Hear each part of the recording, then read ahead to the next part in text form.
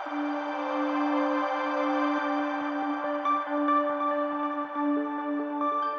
welcome to our channel Chiranjeevi Education.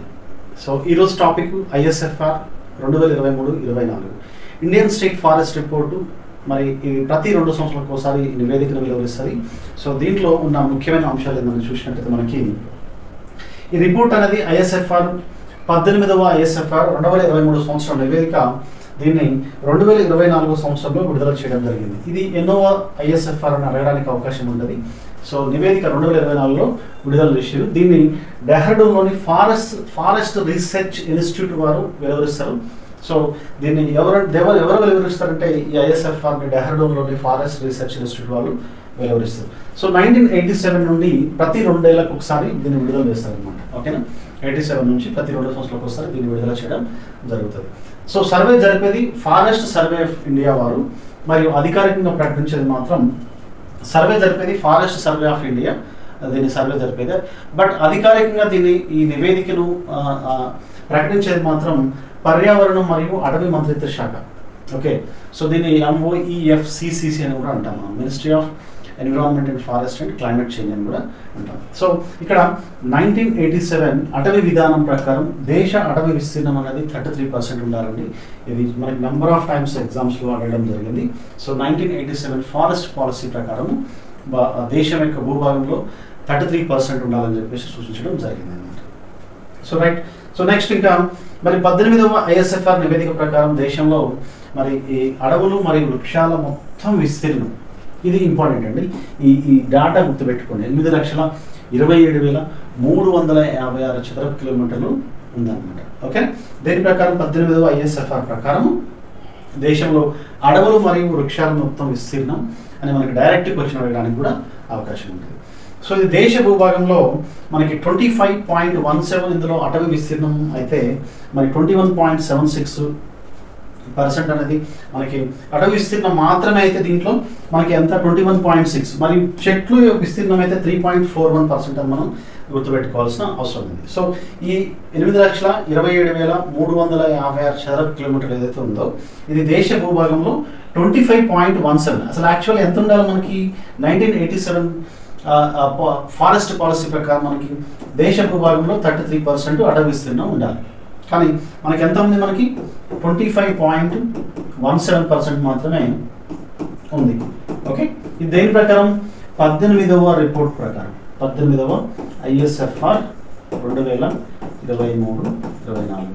Okay right, so దీంట్లో మరి అటవీ విస్తీర్ణం మాత్రమే చూసుకున్నట్లయితే మనకి 21.76 ఉంటే మరి చెట్ల విస్తీర్ణంగా చూసినట్లయితే 3.41% అనే విషయాన్ని మనం గుర్తుపెట్టుకోవాలి. ఓకే రైట్,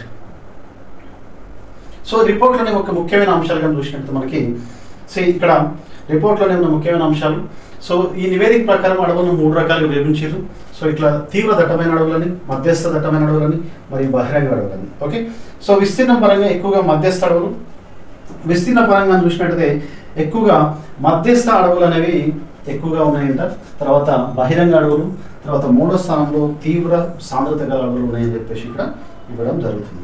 సో నివేదికలో ఇంకా ఏమని చెప్పారంటే ఈ ISFR 18th నివేదికలో గత సంవత్సరంతో పోలిస్తే మనకి ఇక్కడ అటవీ మరియు చెట్ల విస్తీర్ణం 1445.8 చదరపు కిలోమీటర్లు పెరిగింది.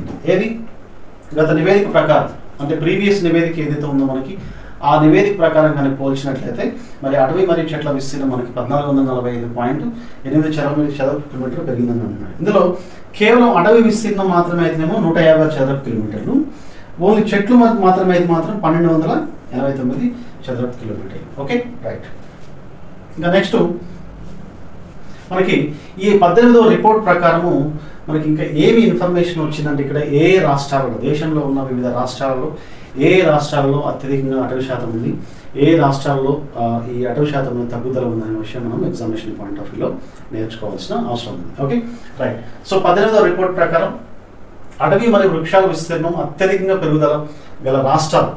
సో అత్యధికంగా పెరిగిన రాష్ట్రాల్లో మనకి ఛత్తీస్గఢ్, ఉత్తరప్రదేశ్, ఒడిశా అండ్ రాజస్థాన్ అండి. సో అత్యధిక తగ్గుదల కనబరిచిన రాష్ట్రాలు ఇక్కడ 3 రాష్ట్రాలు మనం చూసినట్లయితే ఇక్కడ మరి అత్యధికంగా మనకి అటవీ విస్తీర్ణం అత్యధికంగా పెరిగిన రాష్ట్రాలలో కానీ చూసినట్లయితే ఛత్తీస్గఢ్, నెక్స్ట్ ఉత్తరప్రదేశ్ 2వ స్థానం, ఒడిషా 3వ స్థానం, 4వ స్థానం రాజస్థాన్ అండి. ఇవి అడుగుతాడు ఖచ్చితంగా ఎగ్జామినేషన్ పాయింట్ ఆఫ్ వ్యూలో. నెంబర్ 1 ఛత్తీస్గఢ్, తర్వాత number 2 UP, and number 3 Odisha, next number 4 Rajasthan. Okay, ఇవేంది ఈ 4 రాష్ట్రాలు కూడా అటవీ మరియు వృక్షాల విస్తీర్ణం అత్యధికంగా పెరుగుదల పొందిన రాష్ట్రాలనే విషయం మనం గుర్తుపెట్టుకోవాలి. నెక్స్ట్ అత్యధికంగా తగ్గుదల అటవీ విస్తీర్ణం మరియు అటవీ మరియు వృక్షాల విస్తీర్ణం అత్యధిక తగ్గుదల గల రాష్ట్రాలను చూసినట్లయితే మధ్యప్రదేశ్ మరియు కర్ణాటక, లడక్ అండ్ నాగాలాండ్. సో ఇవి గుర్తుపెట్టుకోండి, మధ్యప్రదేశ్, కర్ణాటక, లడక్ అండ్ నాగాలాండ్. ఓకే, కేవలం అటవీ విస్తీర్ణం మాత్రమే పెరిగిన రాష్ట్రాలు చూసినట్లయితే మిజోరం, గుజరాత్, ఒడిశా కేవలం చెట్లు పెరుగుదల మాత్రమే గల రాష్ట్రాలుగా చూసినట్లయితే మనకి మహారాష్ట్ర, రాజస్థాన్, ఉత్తరప్రదేశ్. సో ఇవి ఇక్కడ ఏ పర్సెప్షన్ అయినా మీకు క్వశ్చన్ అడగడానికి అవకాశం ఉంటుంది. సో కాబట్టి అటవీ విస్తీర్ణం మాత్రమే పెరిగిన రాష్ట్రాలు కూడా అడుగుతున్నాడు. ఇక్కడ చెట్లు మాత్రమే ఎక్కువ పెరుగుదల రాష్ట్రాలు కూడా సూచించడం జరిగిందన్నమాట.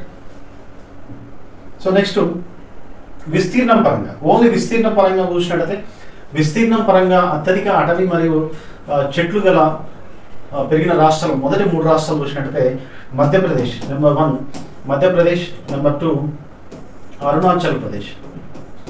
ఓకే, నెక్స్ట్ థర్డ్ వచ్చేసి మనకి మహారాష్ట్ర.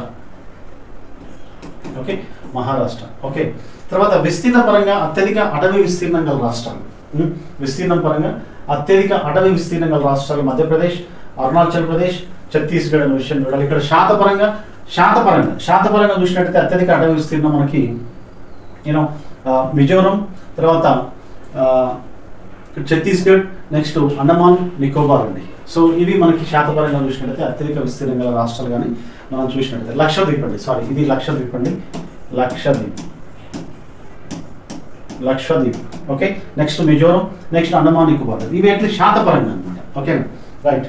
సో ఈ నివేదిక ప్రకారం మన దేశంలో మొత్తం 19 రాష్ట్రాలు మరియు కేంద్రపాలిత రాష్ట్రాలు కలిపి 33%. చూడండి ఇక్కడ మొత్తం 18వ ISFR నివేదిక ప్రకారం మనకి మొత్తం 19 రాష్ట్రాలు మరియు కేంద్రపాలిత ప్రాంతాలు కలిసి 33%, 19 రాష్ట్రాలలో 33% కంటే ఎక్కువగా ఉన్నాయని చెప్పేసి అటవీ విస్తీర్ణం కలిగి ఉన్నాయని చెప్పేసి చెప్తున్నాడు. మొత్తం 8 రాష్ట్రాలు 75% పైగా అటవీ విస్తీర్ణం కలిగి ఉన్నాయని, ఈశాన్య రాష్ట్రాలు 65% పైగా తమ భౌగోళిక విస్తీర్ణంలో అటవీ విస్తీర్ణాన్ని కలిగి ఉన్నాయని చెప్పేసి చెప్తున్నాడు.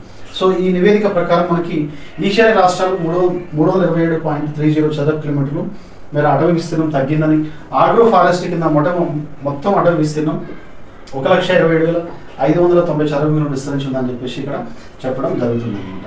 Okay, so next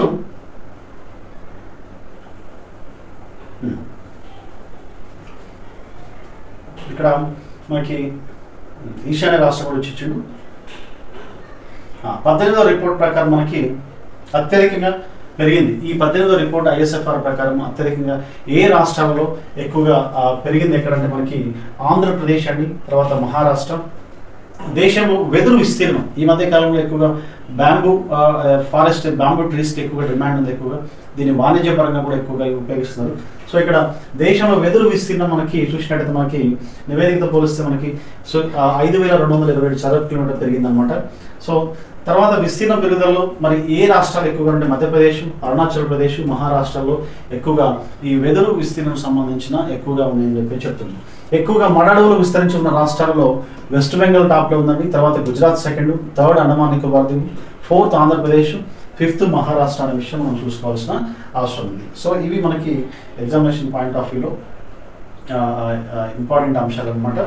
okay, so ISFR 18వ రిపోర్ట్ ప్రకారం మనకి మరి టోటల్గా 18వ ISFR నివేదిక ప్రకారం దేశంలో అడవులు మరియు వృక్షాలు మొత్తం విస్తీర్ణం 8,27,356 చదరపు కిలోమీటర్లు ఉంటాయి. ఇది దేశ భూభాగంలో 25.17 మాత్రమే ఉంది.